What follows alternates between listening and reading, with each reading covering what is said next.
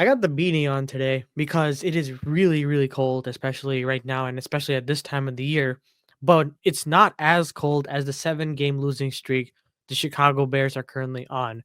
What is up, guys? Welcome back to So Back Sports, and I'm so back with another video. And today we're going to be doing our weekly prediction. As usual, we're going to be going through my takes and the facts of the game and kind of give my perspective on what is going to potentially happen and who's going to win this game. But before we get into that, please don't forget to like and subscribe. It really means a lot to the channel. It really helps me create content like this for you guys. So please hit that subscribe button. I mean, it really doesn't take that long. Please do it. We're trying to hit 600 subscribers by the end of the year. And I think we can do it if we hit the subscribe button. Anyways, on with the video. So I at this point it's just crazy. It's just genuinely insane. Like, we're on a 7 game losing streak, 3 games away from tying the original 10 game losing streak that we had to end the 2022-2023 NFL season. And for a season that had so much potential, so much hope, it turned out to be one of the most nightmarish seasons of all time, especially with the team that we assembled. And it all stems from our coaching staff and our GM. We name it, it's probably a problem as well. The only bright spot I would say is Caleb Williams and Roma Dunze, because god damn it, that's just the only thing that is really making this team watchable, really. So to really get into the game, the Bears are going to be going to Minnesota, US Bank Stadium, to face the Minnesota Vikings. And I'm not gonna lie, this is gonna be an awful game. This is gonna be an awful game because we had so much hope going into, that 49ers game after firing Eberflus, getting Thomas Brown to be our head coach. This team has no life whatsoever. Especially we saw that in the 49ers game. They had to get their act together. And hopefully with the longer week now, it's going to allow them to really recoup, Thomas Brown to get the troops riled up. But until I see that, I won't believe it, because there's no point in giving potential for this team. This team is fallen flat for the most part and continues to fall flat when it matters the most. And, Caleb, say what you want about him in his rookie season. He's been having a very underrated rookie season, without a doubt. He is definitely far from the problems. I'm not saying he's not a problem whatsoever. He's definitely the least of our concerns, because he has been having himself a fantastic season despite all the expectations. It's obviously not, a CJ Stroud level, and there are 4-9, but after hearing his press conference saying like he's never lost this much before, it kind of goes to show you the culture that the Chicago Bears have built. And going up against a Minnesota team that is 11-2, fighting for that top seed in the division, going to be a playoff team, and losing to them, especially the Bears losing to them in overtime where they could have won that game, it just puts an even bigger damper on your season, to say the least. And for Caleb at this point, just continue to develop. That's really all we're really looking forward to. I don't I'm going to say it right now. I don't think we're going to win this game. Genuinely don't think we're going to win this game, because at this point we're in position to draft someone, especially an offensive lineman, and we're going to try to fight our way to the top of the board so that we can eventually, if we find a trade partner, we could trade down and get more picks along with developing that offensive line that we need to develop. And listen, Thomas Brown has been having a great season as an offensive coordinator and even as a passing game coordinator. But in his first stint as the head coach, he was just not good. And the team, it was not only on him, but it was also on the team for not giving him some life, especially in the first half when they only were able to muster up 40 yards to really speak of. And listen, you have injuries on our side as well. Concussion specifically to Jaquan Brisker. When will his timetable to be returning? Probably soon, because it's been 4 weeks since the Green Bay game. It's when he was placed on IR. And soon he should be back, but I think they're probably going to take it lightly for him to come back, because at this point in the season, it's kind of punting the season essentially. And at this point, do we just lose out? Because I think that's the point at this point. But for Caleb's sake, Caleb, he wants to win. I feel like a lot of players, especially people that are trying to fight for contracts, will definitely want to win. But in terms of what the team is going to do, the team is just in disarray. I can go on and on about, them finding a new head coach, especially in the process between Mike Vrabel and Ben Johnson, but that's for another video. But we're talking about the Minnesota Vikings here. Minnesota is on one. They've been on their game. They've been winning all the games necessary, especially even if it were close. They will find a way to win. Sam Darnold has been having a great season. I think he has about 28. Oh yeah, 28 touchdowns, 10 interceptions for 3,299 yards. Spectacular. Especially he's on pace for about like 4,000 yards in this season. And what Kevin O'Connell's been able to do with this team, especially with the injury to JJ McCarthy, I went over this in the previous time we faced them, is outstanding. And he should be in the running for coach of the year with how well he's able to maneuver with the injuries that has happened on this team and eventually getting the best out of every single skill position as well. Give credit to credit give credit where credit is due to Brian Flores as well for curating a great defense, blitz heavy defense. We've seen that last year, but continuing that push, especially with the defensive front, it's going to be a big problem. But as of right now, Caleb has been really good when it comes to the blitz. He's been really good when it comes to getting the ball out quick in that sense. But when it comes to zone coverages, it's really, a really mixed bag when it comes to Caleb. That's something that he's definitely trying to work on. But at the end of the day, it's just going to be a thing when it comes to a rookie quarterback trying to find his footing in the NFL.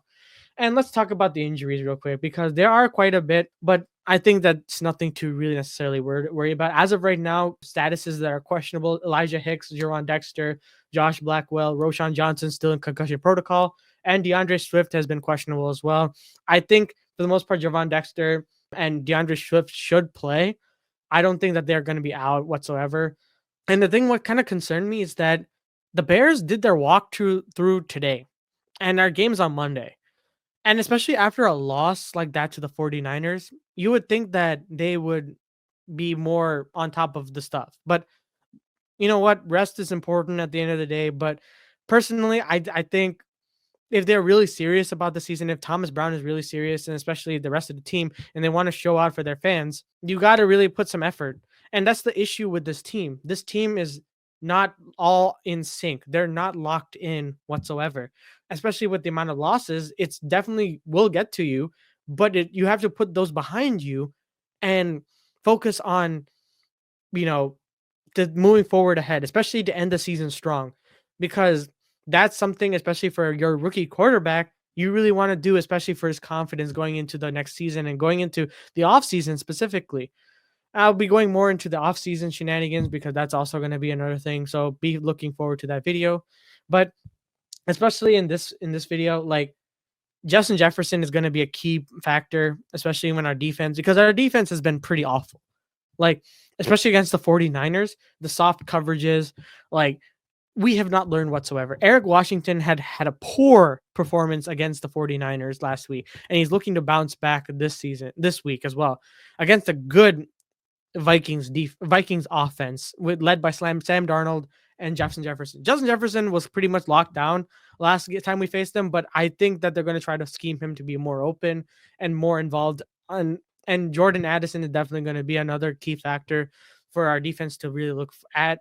And specifically, even the run game as well with Aaron Jones, because Aaron Jones, anytime he faces Chicago, is going to be a big problem, no matter what, even whether he was on the gold and green and with the purple and gold as well. I can go on and on with this team, but as of right now, the matchup predictor says the Vikings have a 65% chance per ESPN analytics. I think it should be a little higher than that, considering with how much disarray this team, the Chicago Bears I'm talking about, is really going through right now. And as long as, listen, the coaching staff as well is a bunch of coordinators, and with the amount of turnover that's been happening with the offensive coordinator being fired, Eberflus being fired, do I think that they're going to turn around? I really hope so. But this game is going to go out of hand really fast if the defense doesn't show up or continues to not show up, because Montez Sweat is definitely the like having a poor season to say the least. But statistically, like that's due to probably his injury and how he's getting double teamed and not really having much help or pressure being dialed up by the defensive line. And that just goes to show you how much we really need to invest in the defensive line alongside the offensive line which the only bright spot has really been Darnold, right? I really need to see on the offensive side, DJ Moore get involved. DJ Moore has to be involved, make those catches. Cole Kmet, make those catches. Keenan Allen, make those catches.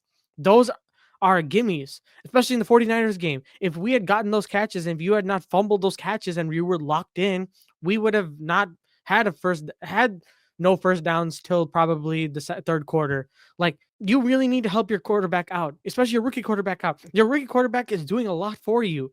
You have to help him out. Like, plain point and simple. If Rome can get open and catch, you guys can catch too. You are getting paid to do so. Keenan Allen, not really, but like, if you want to earn a contract or another year with Caleb Williams in this offense, you have to play like it. It really just comes down to effort, and the run game is kind of like a little bit gone because DeAndre Swift has not been playing whatsoever well, and it's also due to the scheming as well because I don't know what it is with DeAndre Swift and this run game because yes, without Roshan, it kind of sucks. It definitely does suck because Roshan is a dog and he will run you down. DeAndre Swift, these 2 yard gains, the 3 yard gains just get on my nerves.